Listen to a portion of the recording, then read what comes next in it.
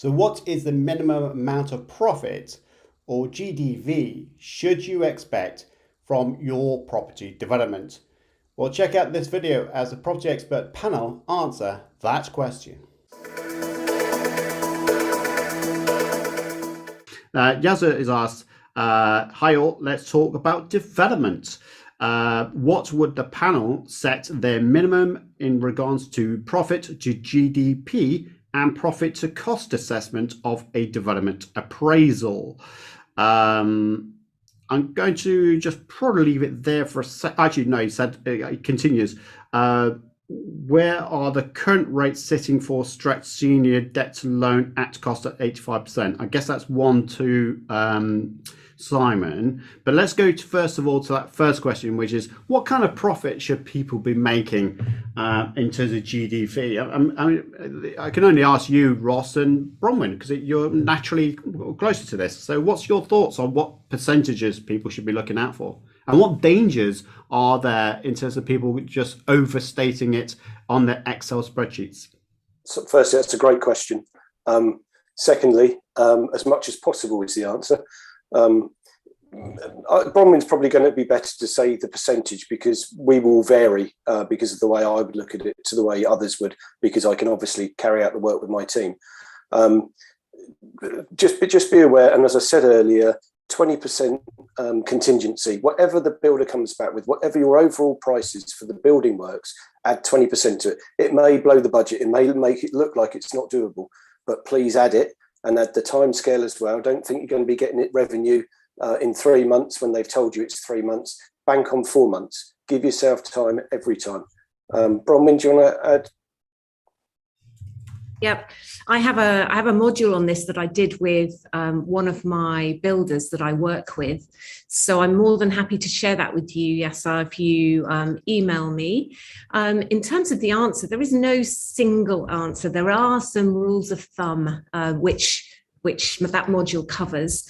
My experience has been primarily to not actually do a contract with a builder for a development. What I tend to do is joint venture with somebody, because I don't want to have to project manage this. I don't want the risks of taking on that contract and then having to worry about it. So what I try to do with a lot of my investing now is to work with experts, to have somebody that ends up being part of the overall profit, so that we end up sharing the results. And that from my point of view is a real win-win. Obviously, if there are problems, which there usually is, then you resolve those together. But also if there's problems like we had trying to sell our last 8-house development, we couldn't sell them in the timescale that we planned. So we had to pay a lot more interest.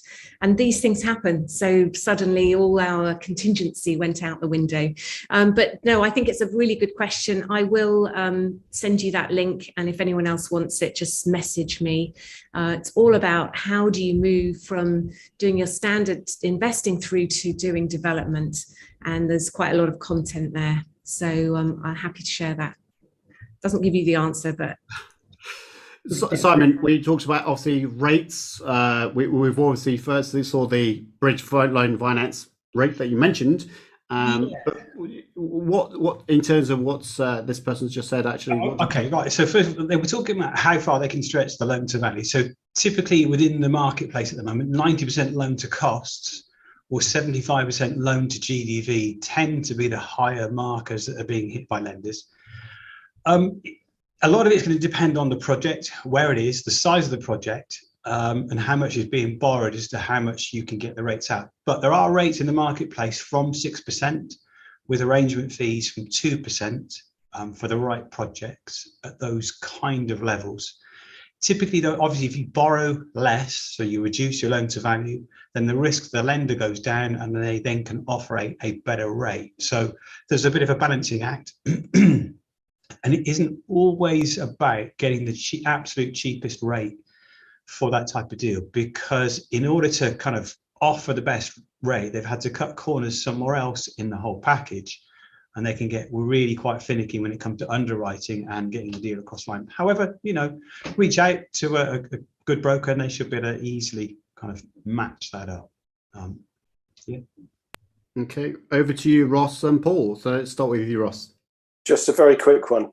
Square meterage rates. I hear people ask me all the time, we're refurbing a house, what's the square meter rate you'd use? Unless you're really, really experienced, and believe me, I've been doing this for over 30 years, I don't use square meter rates. Get a fixed price, write a scope, get your build at a price against the scope, and make sure it's everything that you need done. Brilliant point. Paul. Hi.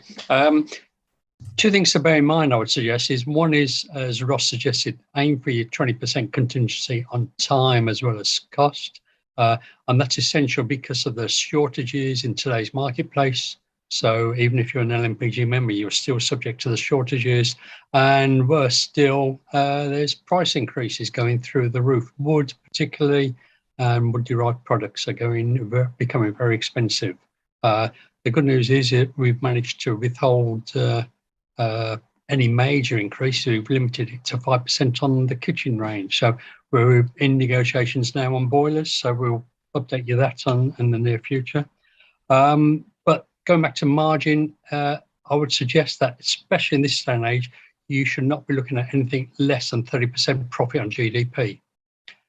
Sorry, GDV, not GDP, GDV, because that way, if you achieve 30% or more, then you are definitely going to be able to refinance your project and take all your money out. So there you go.